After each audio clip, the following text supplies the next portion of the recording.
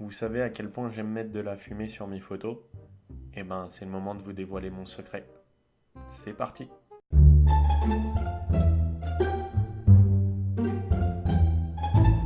Et bonjour à toutes et à tous, c'est Xavier de Drift Studio. On se retrouve pour une nouvelle vidéo tuto.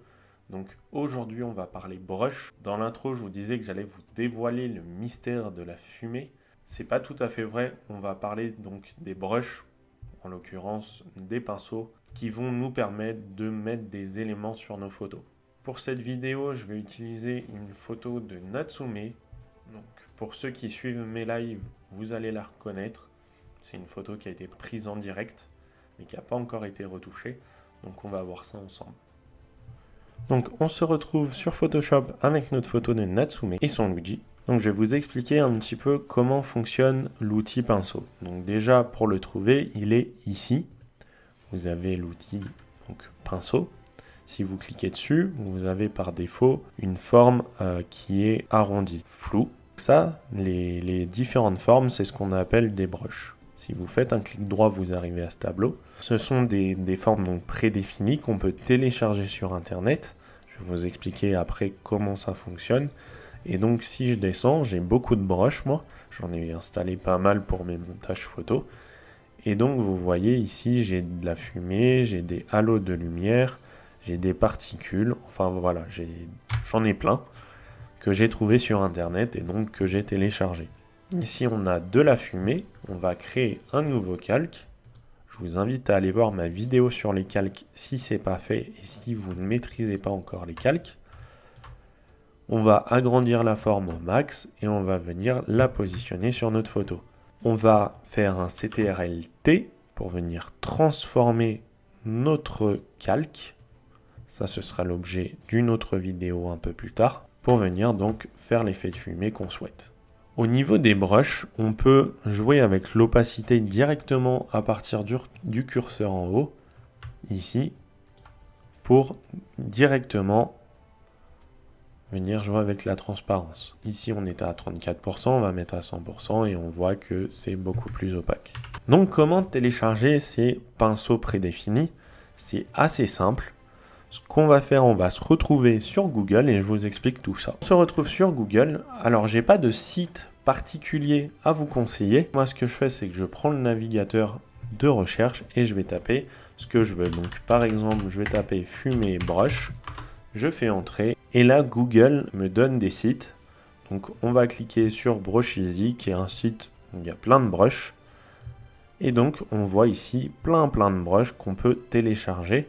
Donc il y en a des gratuits, il y en a des payants. Avec l'étoile, il faut un compte premium, mais ça, on ne va pas s'en occuper. Et on va, par exemple, prendre le Smoke 5. Ici, on a téléchargé gratuitement, on clique dessus. Et donc, on voit notre fichier zip qui est en train de se télécharger. Alors, parfois, c'est un fichier zip, parfois, c'est le fichier .abr qui se télécharge directement. Ça dépend de la grosseur du fichier. Une fois téléchargé, je vais l'ouvrir. Et on a notre archive zip qui est devant nous. Dans cette archive, vous avez soit un fichier tout seul, .abr, donc ça c'est notre brush, soit un fichier texte avec des explications, des images, enfin voilà. Mais ce qui nous intéresse, c'est le fichier .abr. Ça c'est le brush, c'est le fichier qui va se télécharger et s'installer dans Photoshop. Donc si votre Photoshop est ouvert directement, vous double-cliquez dessus simplement et il va s'installer sur Photoshop. Donc une manipulation plutôt simple pour installer directement un brush. Après, si vous voulez chercher votre brush, par exemple dans une bibliothèque, si vous l'avez téléchargé et que vous l'avez effacé et que vous voulez le réinstaller, c'est possible. Vous cliquez sur la roue dentée ici et vous faites importer des formes. Et là, vous allez dans votre dossier brush et vous double-cliquez dessus pour l'importer. Donc voilà, on a installé notre brush fumé. Donc j'en ai pris un au hasard, hein, c'était pas pour la photo. Mais on peut venir le placer, donc vous voyez le brush qui apparaît. Par exemple, on peut mettre un petit peu de fumée sur la boule, c'est possible. On va venir créer un nouveau calque. Vous pouvez ici, je vous en ai pas parlé, vous pouvez tourner le brush. Donc ici on voit qu'il est à l'envers, et ici qu'il a encore tourné, et vous pouvez faire une perspective. donc le tourner dans les 3 dimensions, ce qui est assez pratique pour positionner son brush comme on veut. Pour réduire la taille et l'augmenter, vous avez la touche Alt. Donc ici, ça nous donne la pipette, mais quand je maintiens le clic droit, je peux venir modifier le diamètre du brush. Et donc, on va positionner la fumée. Je suis pas sûr que ce soit vraiment ce qu'on veut, mais vu qu'on a téléchargé le brush, autant l'utiliser pour cette vidéo. On va venir mettre un petit peu de transparence parce que la fumée était un peu trop opaque. Alors, je ne vous ai pas parlé des fonctionnalités plutôt basiques, mais vous avez ici en bas la possibilité de changer la couleur du brush. Vous cliquez sur la couleur et vous pouvez donc la changer. On peut mettre de la fumée bleue. Et avec la touche X, vous pouvez changer la couleur secondaire et en cliquant dessus, vous pouvez aussi changer cette couleur. Les brushes, on a vu aussi dans la dernière vidéo qu'on pouvait les utiliser sur un masque de fusion. Donc là, pareil, ça ne rentre pas du tout dans le montage de cette photo. Si vous avez par exemple un calque ici, vous pouvez appliquer un masque de fusion, prendre un brush, par exemple, on va prendre, tiens, un gros éclair.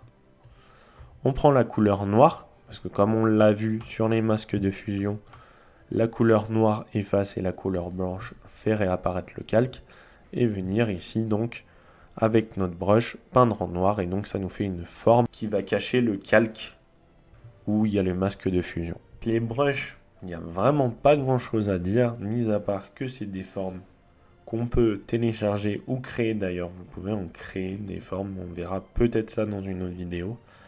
Moi, personnellement, je les télécharge tous, j'en ai jamais créé, mais vous pouvez donc en télécharger, les installer et les utiliser comme vous le souhaitez. Vous pouvez faire plein de choses avec. Il y a des tonnes de brushes disponibles sur internet, donc à vous de tester et de vous amuser surtout. Cette vidéo est terminée, j'espère qu'elle vous aura plu. N'hésitez pas à vous abonner à la chaîne YouTube pour avoir les notifications des nouvelles vidéos, à mettre des pouces et des commentaires si vous avez des questions, je n'hésiterai pas à y répondre avec grand soin. Vous pouvez retrouver tout mon travail photo sur ma page Facebook, j'ai un Instagram qui me sert de portfolio. Vous pouvez me retrouver sur Twitch régulièrement pour des live retouches et des live shooting. J'ai mis en place un Discord pour tous se retrouver par les photos, cosplay, enfin tout ce que vous voulez. Je vous mets le lien dans la description. Et si vous souhaitez m'aider financièrement, un Tipeee a été mis en place, c'est pas obligatoire. Mais si vous aimez ce que je fais et que vous voulez me soutenir, n'hésitez pas à faire un don. Il me reste plus qu'à vous dire à plus tard pour une nouvelle vidéo. Vive l'empereur lémurien!